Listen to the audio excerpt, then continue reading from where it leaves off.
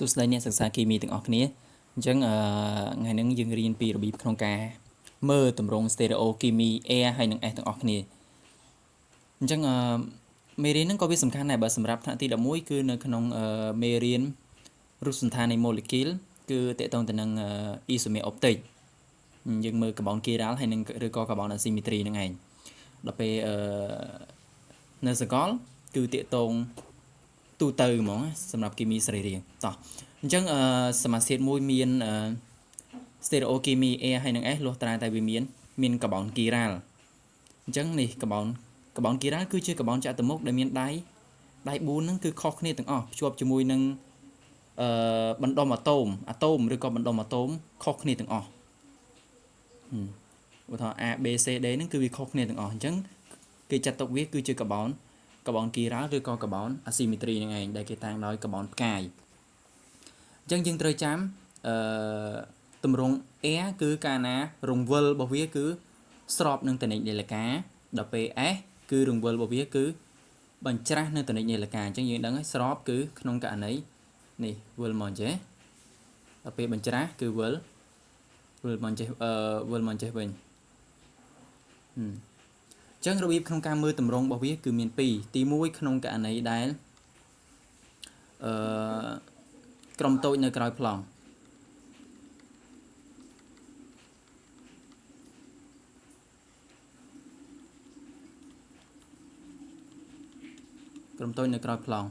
នេះសម្ព័ន្ធនៅក្រោយប្លង់គឺសម្ព័ន្ធបែបនេះអញ្ចឹងជាទូទៅគឺអ៊ីត្រូសែនអញ្ចឹងកាលណាក្រុមតូចនៅក្រោយប្លង់បើសិនតែយើងមើលទៅ molecule ហ្នឹងឃើញថាវារង្វិលស្របតនិកនាឡិកាគឺយើងយក A ហ្មងបើសិនបើយើងមើលទៅឃើញថា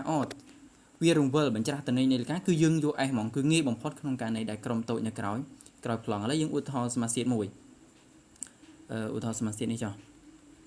ញ្ចឹងក្រុមតូចជាអ៊ីត្រូសែនឥឡូវឧទាហរណ៍ថាក្រុមមុខប្លង់ជាមេទីលហើយក្រុមហើយនេះគឺប្រូមហើយនេះជាអេទីលចុះអញ្ចឹងយើងមើលពាក្យក្រុមធំអានេះថាវាម៉ាស់ម៉ូលធំជាងគេនឹងឯងអញ្ចឹងគឺប្រូមម៉ាស់ម៉ូលដល់80កាបូនម៉ាស់ម៉ូលតែ12ឯងប៉ុន្តែកន្លែងនេះគឺមានកាបូនដល់2កន្លែងនេះមានកាបូនតែ1ឯងអញ្ចឹងមានន័យថាអានេះធំជាងអានេះបន្ទាប់អញ្ចឹងក្នុងការរង្វិលគឺគេបង្វិលចេញពីអាធំនឹងឯងចេញពីអាធំទៅអាធំបន្ទាប់ហើយទៅបន្ទាប់ទៀតមកអញ្ចឹងសួរថាយើងអាចវិលបញ្ច្រាស់បានទេអត់បានទេដោយសារតែអានេះប្រូមវាធំជាងគេបន្ទាប់មកនេះអានេះធំទី2អញ្ចឹងយើងអាចវិលមកនេះបានទេគឺយើងត្រូវវិលចុះក្រោមនេះអញ្ចឹងយើងមិននិយាយមិញថាកាលណាក្រុមតូចនៅក្រោយប្លង់បើយើងមើលឃើញ A គឺចេញ A បើយើងមើលឃើញ S គឺចេញ S ហ្មងអញ្ចឹងក្នុងករណីនេះគឺស្របតនិកនាឡិកាអញ្ចឹង molecule ហ្នឹងគឺមាន stereo គីមី A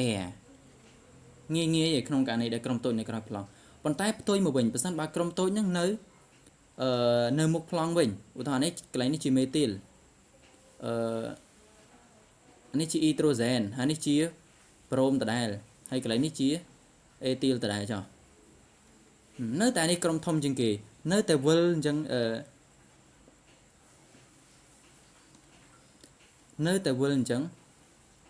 ដដែលទេប៉ុន្តែសួរថាក្នុងករណីនេះមូលហេតុអីបានយើងអត់យកវាចេញជាទម្រង់ A ដែរអញ្ចឹងយើងនឹងចូលករណីទី2នេះករណីក្រុមតូចនៅមុខប្លង់ឬគេតាំងដោយសម្ព័ន្ធបែបនេះអញ្ចឹងក្នុងករណីហ្នឹងបើសិនបើយើងមើលឃើញ A បានន័យថាវាចេញ S វិញទេវាអត់ចេញ A ទេដោយសារតែក្រុមតូចនៅក្រោយប្លង់ឥឡូវឧទាហរណ៍ថារូបមួយចុះអញ្ចឹងទម្រង់នេះគឺចេញជាទម្រង់ S វិញកាលណាក្រុមតូចនៅក្រោយប្លង់បើសិនបើយើងមើលឃើញ A យើងយកទម្រង់ហ្នឹងជា S វិញណាខុសគ្នាអញ្ចឹងមូលហេតុអីបានវាត្រូវយកបញ្ច្រាស់អញ្ចឹងដោយសារតែបើសិនបើយើងមើលទៅលើកង្ហាមួយអញ្ចឹងចំណុចកណ្ដាលនេះគឺអ៊ីត្រូសែនអញ្ចឹងចំណុចកណ្ដាលនេះគឺអ៊ីត្រូសែនអញ្ចឹងបើអ៊ីត្រូសែនវាអ្នកមើលវានឹងឃើញថាវាស្របប៉ុន្តែផ្ទុយទៅវិញយើងដែលមនុស្សនេះ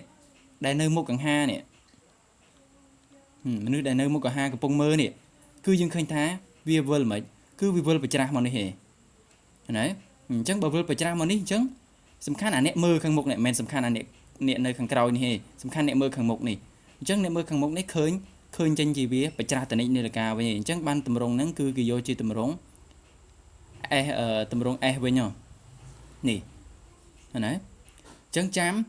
ទី1ក្នុងករណីដែលក្រុមតូចនៅក្រោយប្លង់បើសិនបើយើងមើលឃើញ air គឺសមាសធាតុហ្នឹងគឺ stereochemy air ហ្មងប៉ុន្តែក្នុងករណីដែលក្រុមតូចនៅមុខប្លង់វិញបើសិនបើយើងមើលឃើញ air វាចេញ S វិញណាហើយតម្រង air ហើយនឹង S គឺជាតម្រង គូជាគូ enantiomer នឹងគ្នាអញ្ចឹងរបៀបមើល stereochemy air ហើយនឹង S គឺមានតែប៉ុណ្្នឹង